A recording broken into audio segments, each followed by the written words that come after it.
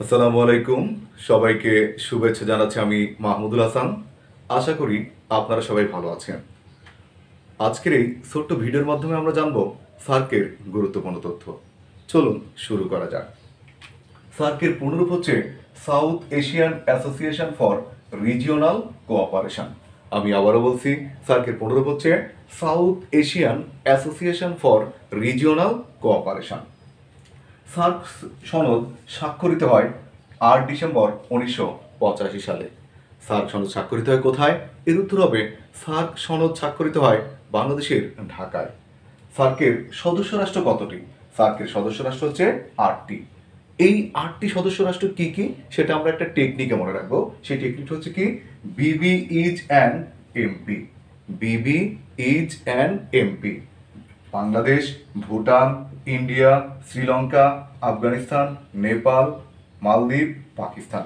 আমি আবারও বলছি, বাংলাদেশ, ভুটান, ইন্ডিয়া, শ্রীলঙ্কা, আফগানিস্তান, নেপাল, মালদ্বীপ, পাকিস্তান। এই 8টি রাষ্ট্র হচ্ছে সার্কের সদস্য দেশ। এখন প্রশ্ন হচ্ছে সর্বশেষ সদস্য দেশ কোনটি? এর উত্তর হবে সার্কের সর্বশেষ সদস্য রাষ্ট্র হচ্ছে আফগানিস্তান। এই আফগানিস্তান সার্কে যুক্ত হয় 2007 সালে। সার্কের মোট পর্যবেক্ষক রয়েছে 9টি। এই 9টি পর্যবেক্ষকের মধ্যে 8টি হচ্ছে আপনার রাষ্ট্র, একটি হচ্ছে সংস্থা। যারা এই মুহূর্তে ভিডিওটি দেখছেন তারা একটু কমেন্টে জানাবেন একটি সংস্থার নাম কি, মানে সার্কের যে পর্যবেক্ষক সংস্থা রয়েছে একটি, সেই একটির নাম কি, একটু কমেন্টে জানাবেন।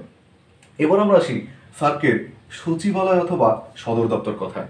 সার্কের সচিবালয় বা সদর দপ্তর হচ্ছে নেপালের কাঠমান্ডুতে। আর সার্কের অফিস প্রধানের পদবি হচ্ছে আপনার মহাসচিব। সার্কের প্রধানের পদবি কি? মহাসচিব। সার্কের প্রথম মহাসচিব হচ্ছে বাংলাদেশের নাগরিক আবুল হাসান। আমি আবারও বলছি, সার্কের প্রথম মহাসচিব হচ্ছেন বাংলাদেশের নাগরিক আবুল হাসান। আর সার্কের প্রথম নারী মহাসচিব হচ্ছে ফাতেমা দিয়ানা সাইদ। সার্কের প্রথম নারী মহাসচিব হচ্ছে কে? ফাতেমা দিয়ানা সাইদ। কোন দেশের নাগরিক? উনি মালদ্বীপের নাগরিক ছিলেন। যারা এতক্ষণ ভিডিওটি দেখলেন তাদের কাছে আরও একটি প্রশ্ন, সার্কের বর্তমান মহাসচিবের নাম কি? এটি ঝটপট কমেন্ট করে জানিয়ে দিন। সবাই ভালো থাকবেন, সুস্থ থাকবেন। আল্লাহ হাফেজ।